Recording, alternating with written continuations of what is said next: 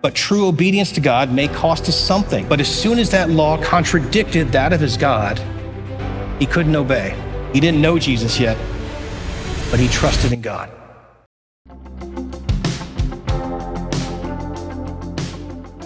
Good morning, Sunlight. My name is Jeff. I'm one of the pastors here, and it's my joy to be with you this morning as we come to the central part of our worship service, which is this, the Word of God. As we come to the Word today, we're going to be continuing in our series called The Shadows of Christ. And I don't know about you, but I've loved this series. It really helps illustrate in the Old Testament how all of it, the characters, the events, stories, they all point us forward to Jesus. They're all pointers that are pointing to a greater reality, which is Christ. And the image that we've been using for this series is this. Now, if any of you know Missy and I's daughter, and then you see me with this artwork, you'll realize she probably would look at this in horror. She's an amazing artist. I do not have that talent. I apologize. But this is kind of the running image that we're using for this series. So it's like the Old Testament. You're walking down the street, see that wall on the right there. You're kind of walking down the street, and around the corner, you see this shadow. And as you get closer to the corner, more and more of that shadow is revealed. And when you make that turn around the corner and you start reading the New Testament, you actually see the person who's casting that shadow. See, because the thing is, the Bible, it's all about Jesus. It's all about Christ. And that's why I love this series, because it's helping us to learn that and to see that throughout all of Scripture, Old Testament and New. So today we're going to be in the book of Daniel. We were in the book of Daniel last week, where Jerry was up here and he taught us the gospel according to Shadrach, Meshach, and Abednego, Daniel's friends. And today we're going to be in Daniel chapter 6. So just to give us a little bit of background and context so we know where we are by the time we jump into the story, Daniel and his friends were among the first generation of exiles when Judah was overtaken by the Babylonian Empire. Judah was the last remnant of the nation of Israel in the ancient world. And the Babylonian Empire came, conquered Judah, and then carried Daniel and his friends off into exile.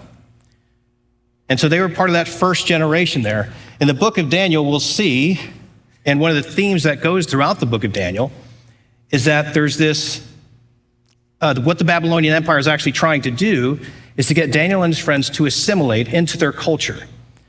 That's what they would do. They would conquer a land. They would get the high society or the high class of that land. They would bring them in and they would try to get them to assimilate into their culture, to become Babylonian.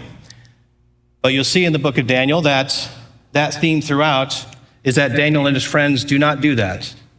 They remain humble and faithful to their God throughout. And this book was written to encourage the further generations or the succeeding generations of exiles after Daniel as they lived in a land that wasn't their own and under foreign kings and nations. And so just as we are exiles today in this land, we are citizens of heaven if we're in Christ, this book also speaks hope to us. And another theme that runs throughout it is the fact that no matter how things seem to the people of, or the Jewish people of Daniel's day, it may have seemed as if everything was lost. Their homeland was gone. Their temple, gone. It may have seemed as if God had completely abandoned them, but throughout Daniel, we see that not only has God not abandoned his people, but he's also still the one who's ultimately in control. And so by the time we jump into Daniel chapter 6, what we're going to find is Daniel at this point is not a young man anymore. He's probably in his early 80s, 82, 83 years old, maybe somewhere around there. He's had a whole life of living under foreign kings in different nations, but being faithful to his God. So that's where we find ourselves today in Daniel chapter 6, kind of lay the groundwork. And so we're going to go through the story today. We're going to work through the story of Daniel and the story of Daniel in the lion's den. It's a popular story. And as we read it, as we work through it, I want you just to have your ears open. If you know the gospel, I want you to see as we go through this, can you see the hints? Can you see the shadows that point us forward to Jesus? So we're going to start in verse 1, but before we do, would you join me with a word of prayer? Dear Father, good and gracious God, thank you Thank you that we can come together like this in your house to worship you freely. God, thank you for the work that you've done in your Son. And I pray that as we come to your word, we would see him in every verse, in every story. Lord, help us to see the glory of your gospel in all of your scripture. Lord, I just pray that your Spirit would be with us today, guide us and lead us, open our eyes and our ears, our hearts, as only you can. We pray this in the mighty name of your Son, Jesus. Amen. Okay, so the book of Daniel in chapter 6 is where we're going to be. And it's broken up basically into 4 parts. Part 1, we have this deceptive plot and a decree from the king. Part 2 is going to be crime and punishment, is what I've labeled it. Part 3 is going to be Daniel's deliverance and then the downfall of his accusers. And then part 4 is going to be a second decree from King Darius. So let's work through together, beginning in verse 1. It pleased Darius to appoint 120 satraps to rule throughout the kingdom, with 3 administrators over them, one of whom was Daniel. The satraps were made accountable to them so that the king might not suffer loss. Now Daniel so distinguished himself among the administrators and the satraps by his exceptional qualities that the king planned to set him over the whole kingdom. At this, the administrators and the satraps tried to find grounds for charges against Daniel in his conduct of government affairs, but they were unable to do so. They could find no corruption in him because he was trustworthy and neither corrupt nor negligent. Finally, these men said, "We will never find any basis for charges against this man Daniel unless it has something to do with his God." So right off the bat, we have a little bit of political intrigue. So we have King Darius, who is now a Persian king. So Babylon has now been overtaken by the kingdom of Persia. And so Daniel is now serving under the Persian king Darius. And Darius sees something special about Daniel. It says here that he has exceptional qualities, and the ESV it translates it an excellent spirit, which I think is a better translation there. There was a spirit in Daniel. There was something different about him that the king noticed, as the kings before him did. And so it was his desire, it was his will to set Daniel over the whole kingdom. This is what he wanted. He knew he could trust Daniel. But the king's will didn't match the ambition of the other administrators. The other administrators did not like that idea. They didn't want Daniel to have power. They wanted power. They wanted control. And they knew Daniel so well that the only way they could get to him, because they tried to dig up dirt. Now, it's good to see that politics hasn't changed since the ancient world, right? They have a political rival. What do? You try to dig up as much dirt as you possibly can. But here's the thing. They tried to find something, and they couldn't. They looked, and there was nothing there. According to the law, he was blameless. He did nothing wrong according to the law of the Persians. Nor was he even negligent. They couldn't find anything, but they knew him well enough that if they could come up with something that would make him disobey his God, he would choose God over that. They knew that was the only way to trap him. And so as the verses go on, what they did is they went to King Darius, these other administrators and satraps. And by the way, a satrap, just think of like a governor or like a prince of a province. That's what a satrap is. They went to King Darius and they appealed to his vanity. They said, "Hey, king, you know what you should do? You should make a decree that for the next 30 days, no one can pray to any god or any human except for you, King Darius." They go to the king, they appeal to his vanity, and the king thinks, yeah, great idea. Sounds good to me. He's not thinking about the consequences of his actions. And then they tell him, you know what you should do, king? You should make this decree. You should put it in writing. Because according to the law of the Medes and Persians at the time, if you put it in writing, it could not be reversed. That was an irreversible decree. And so in verse 9, it tells us that's exactly what the king did. The king agreed, and he puts the decree in writing. So we have the trap. The trap is set. Now, part 2 of the book, which is the crime and the punishment.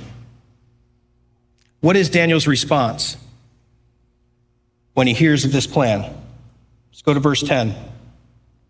Now when Daniel learned that the decree had been published, he went home to his upstairs room where the windows opened toward Jerusalem. 3 times a day he got down on his knees and prayed, giving thanks to his God just as he had done before.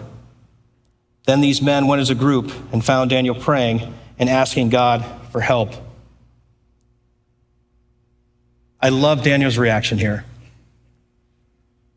He doesn't run out into the street and cry, "Why is me?" He doesn't organize a protest and say, "This is unfair."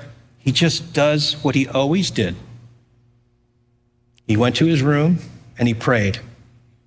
And what a beautiful posture. And I just want to stop here for a second because I think there's 2 principles I think we need to take from this and understand from Daniel's reaction. And I'm backing up with a few verses here. So first, he understood, once he heard that decree, that he had to obey God over the decree of the king.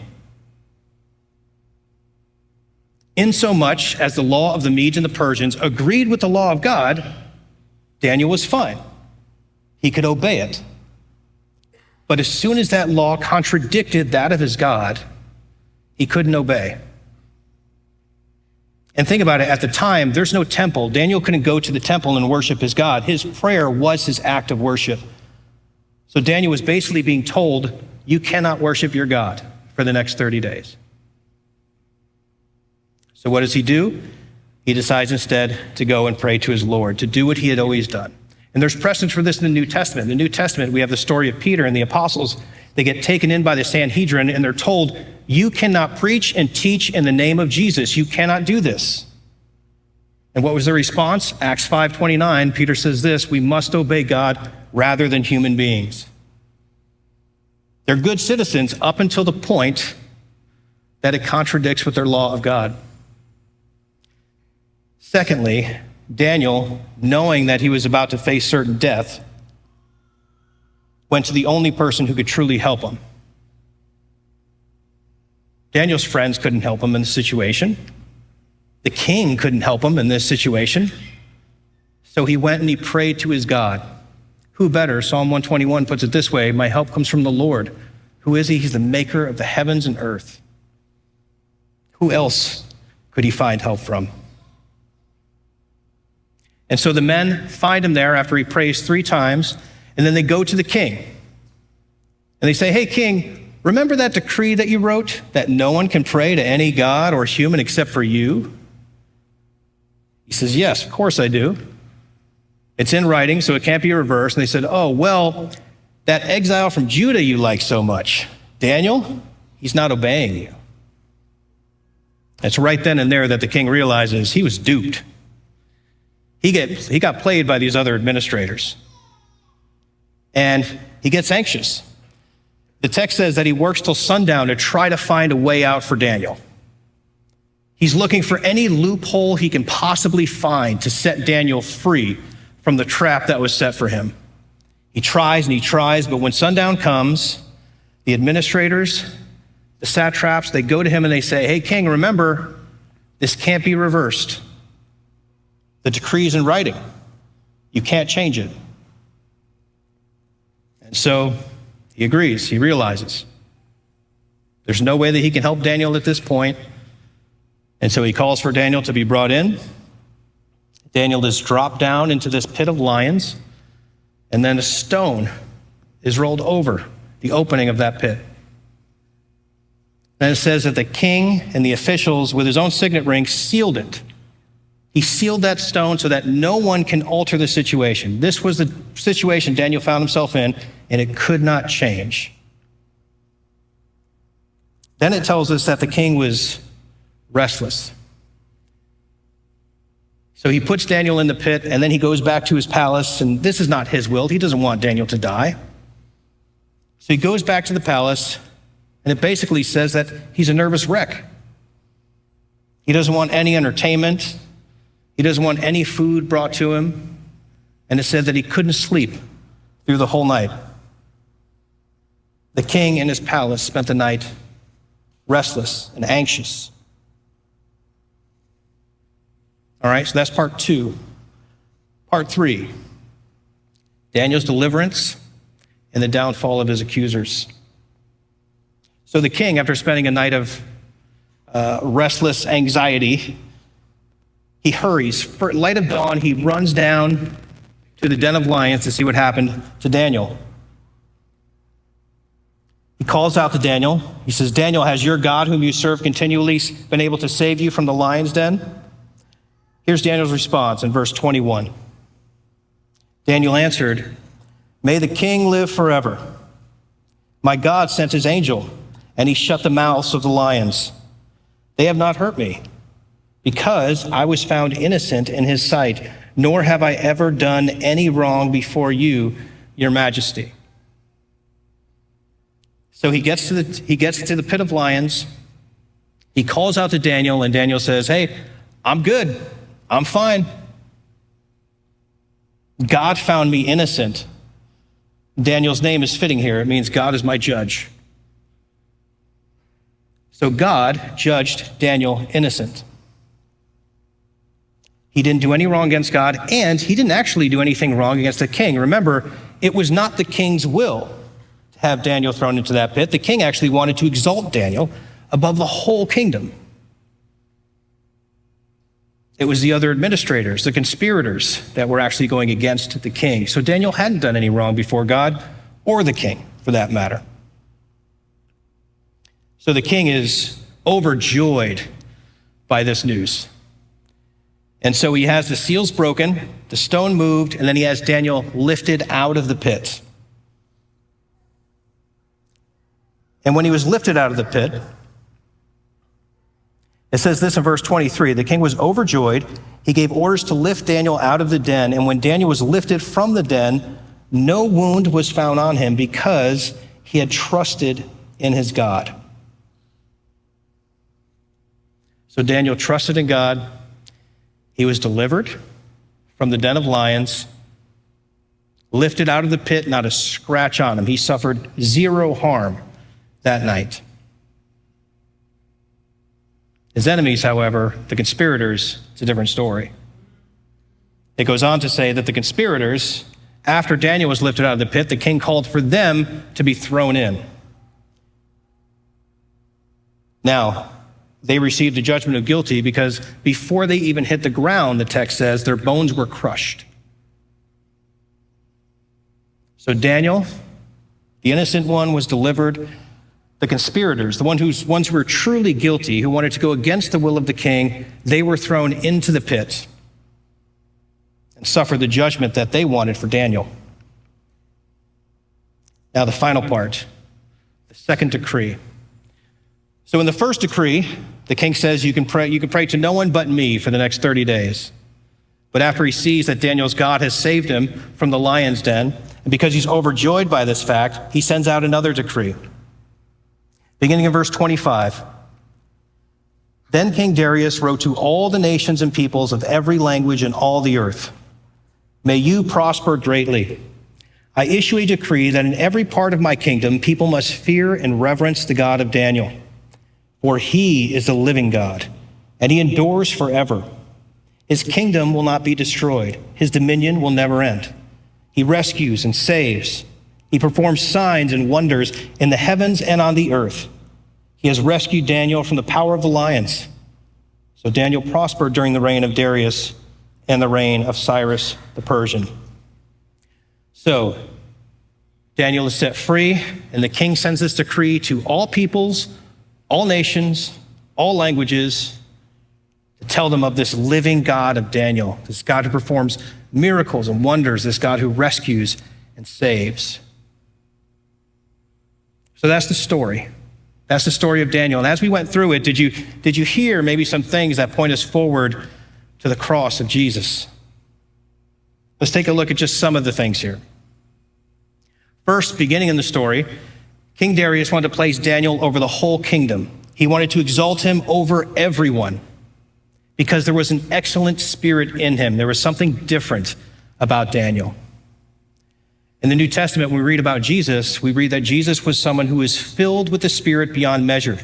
It says in John 3. And it was also the Father's will to set him over the whole kingdom. Luke 1 talks about this, that he will be called the Son of the Most High, and that God will place him over the entire kingdom.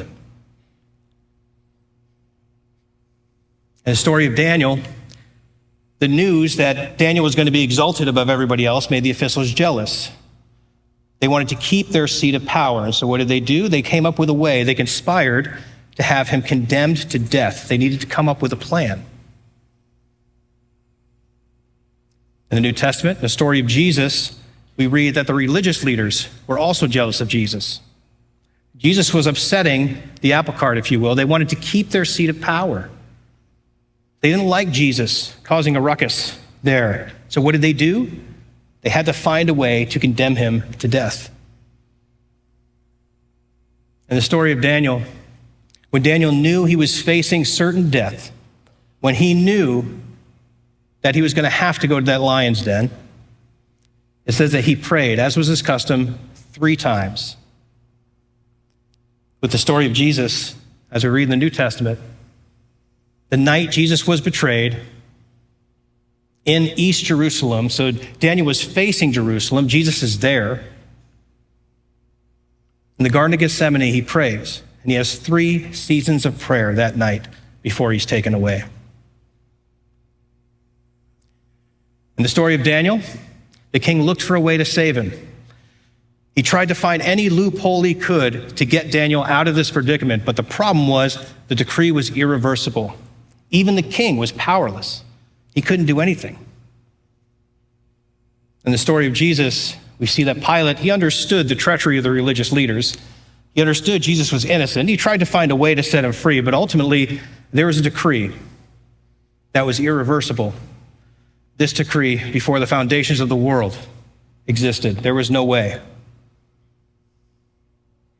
In Daniel's story, Daniel was thrown into the pit, the den of lions, and then the stone was rolled over and then sealed by the king's officials so that no one could alter the situation at all. In the story of Jesus, Jesus, after he died, was placed in the tomb. A stone was rolled over the opening. Pilate had it sealed by his officials, and then a guard placed outside of it so that no one could alter the situation. No one could mess with the body of Jesus. In the story of Daniel, early in the morning, the king went to the tomb, and he found that Daniel was alive. He was overjoyed, so he ordered that the seals be broken, the stone removed, and Daniel was lifted out of the den of lions. In the story of Jesus, we read in Mark's gospel how the women went to the tomb early in the morning. But when they got there, they noticed the stone had already been moved. The seals were broken. And they found out that Jesus was alive.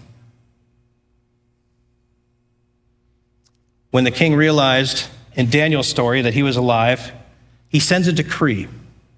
And that decree goes out to all peoples and all nations to fear the living God of Daniel.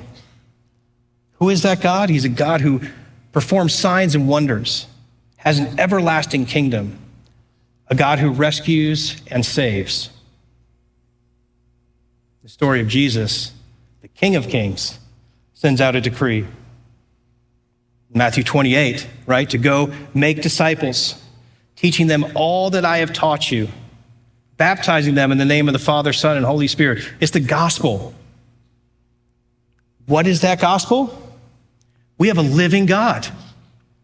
We have a God who performs signs and wonders, a God whose kingdom never ends. It's everlasting. He's a God who rescues and saves. It's the story of the gospel. It's the same decree, but we see it more fully and more beautifully as we see it in Jesus. But there's big difference too between the story of Daniel and the story of Jesus. Daniel was lifted out of the pit. He suffered no harm. There was not a scratch on him. But Jesus, who was truly innocent, went into the pit so that his enemies could be set free. Jesus did not come out without a scratch. If you've read the Gospels, you know. His flesh was torn, his body beaten, ridiculed, spit upon, ultimately nailed to the cross, and he died. But death could not hold Jesus. 3 days later, he didn't need to be lifted out. He walked out of that tomb. He defeated our greatest enemy, sin and death. But that's the biggest story, or that biggest difference between Daniel's story and the story of Christ. Jesus was not spared like Daniel was. If we look at the story of Daniel in the lion's den, here's what we have a tendency to do. We have a tendency to read the Bible, to open it up, and try to put ourselves in the story. We may read the story, we may think, hey, we're like Daniel. What is our lion's den? What's the circumstance that we're facing right now in this moment? Here's the thing, in the story of Daniel, if we want to place ourselves anywhere in it, the right place to put us is actually the conspirators. The ones who wanted their will rather than the will of the king. This is the problem of sin. We want to put our will in place of the will of God. We actually deserve the punishment that those conspirators got. But God, rich in his mercy, sends his son into the pit for us so that we do not have to suffer that, so that we, when we turn to him, God can judge us the same way he judged Daniel, innocent. We can be set free, but it only comes in trusting Jesus. That's the big difference in the story between Daniel and the story of Jesus. All right, so that's the story of Daniel. We see how it shadows and points us forward to the story of Jesus. But now, what do we take away from this? What does this mean for us today? And there's a few things that I'd like to talk about. Number one, the true cost of obedience to God. Or maybe I should say the cost of true obedience to God. True obedience to God is more than likely going to cost us something. And when I say true obedience, I mean not insincere obedience or self-righteousness or a false religious piety or a look at me type of religion. But true obedience is going to be at war with the world. We see this in Daniel. It cost Daniel at that time what he thought was going to be his life. And I ask you, what situation? And I know some of you are in some dire situations, but how many of us are facing right now a literal pit of lions? That was what Daniel was facing. And sometimes we make it a metaphor for everything, and I don't want us to lose the weight of that. That's what Daniel was facing. For us, it may not be that serious. But true obedience to God may cost us something. It may cost us a job. It may cost us a relationship. It may cost us our reputation. And in extreme cases, and throughout the world, it can cost people their lives. I think we like to talk about being persecuted here in America. We're not persecuted. You may be ridiculed for your faith. You may be put in some socially awkward situations, but we're certainly not persecuted. There are brothers and sisters throughout the world right now who are dying because they will not renounce the name of their king. I think that's important for us to remember. True obedience may cost us something. Secondly, I want to talk about the impact of a humble faithfulness. The impact of a humble faithfulness. Who remembers Daniel's neighbor, Marvin? You guys remember Marvin? No, nobody remembers. Some of you are looking at your Bible going, I don't remember seeing a Marvin. He doesn't exist. That's a joke. The thing that makes Daniel stand out, there's something different about Daniel, is that simple, humble faithfulness. See, Marvin just assimilated. He went into the Babylonian culture, and he looked just like every other Babylonian and every other Persian. That's why we don't read about Marvin. But Daniel, not grandstanding, again, not running out into the streets and saying, hey, look at me. Daniel and his friends had an impact on 3 kings and 2 massive nations because of simple, humble, and faithful obedience to their God.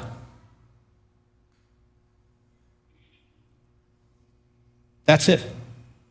It made them stand apart. You know, in Philippians, Paul tells us that Christians, we should be like stars shining against this dark backdrop of the world. And when we live lives of that obedience to God, that's what we look like to the world. So my question is, do our lives reflect this? Do our lives reflect this? Or have we quietly assimilated to the world, to where we look just like it and we pose no threat to it?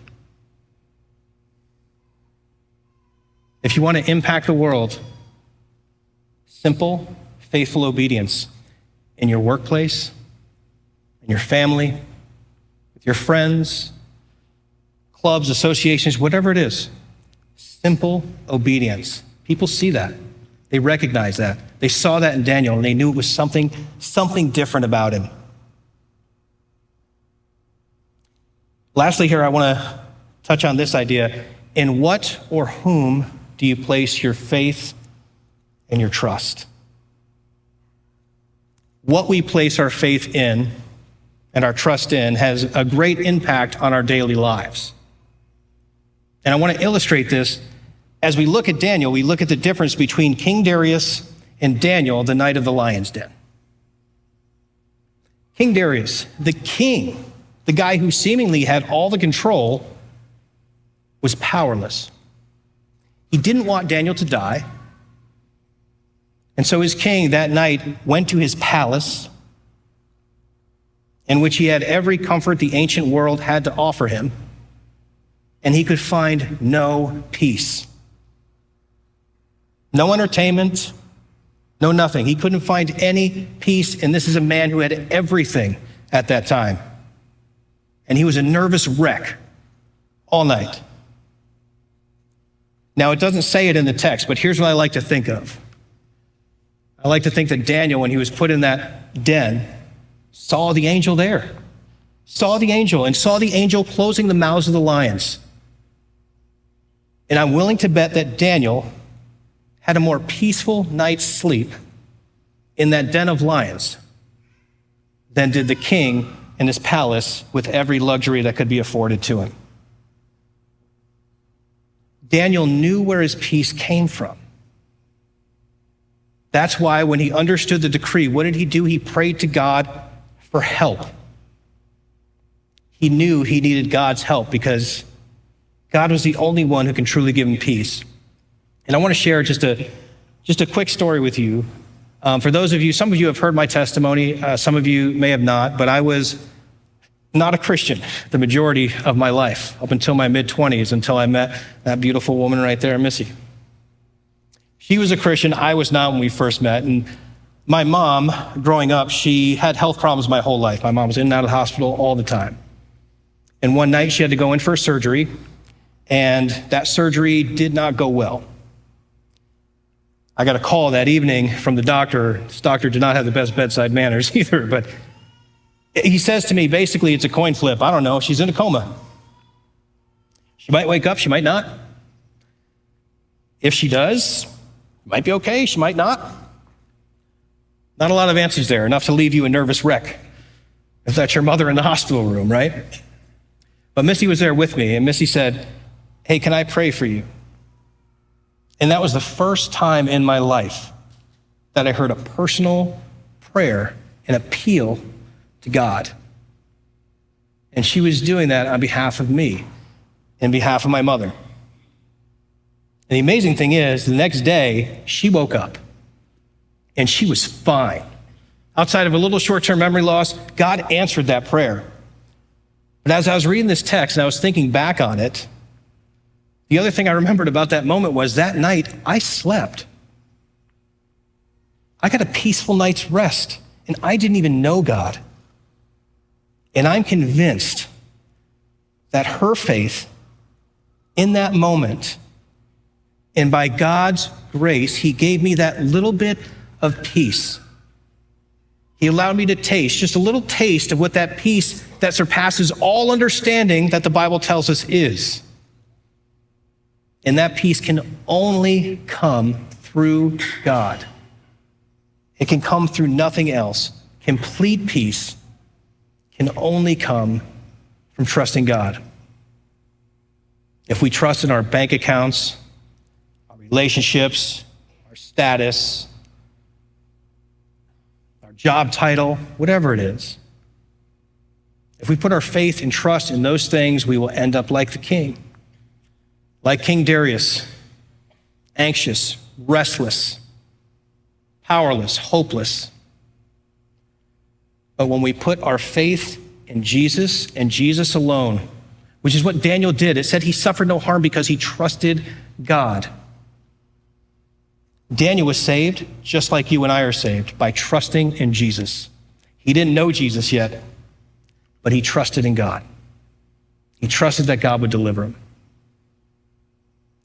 And God does not promise that in every temporal situation on this earth that he's going to deliver us from it. Far from it. In fact, the New Testament says that we will most likely suffer as Christians. But what he does promise, in the ultimate sense, is that he is working for us and that he is in control. Yesterday we had Melissa Walken's celebration of life here, and the verse, her favorite verse was Romans 8:28. It was all things work together for the good of those who love God and are called according to his purpose. It's not always safe to be a Christian, but God is good. And no matter what circumstance we find ourselves in, no matter what trials we may be facing, at the end of the day, we know God is working all things out for his glory and for our good. Complete peace can only come from trusting in God. Let's pray together.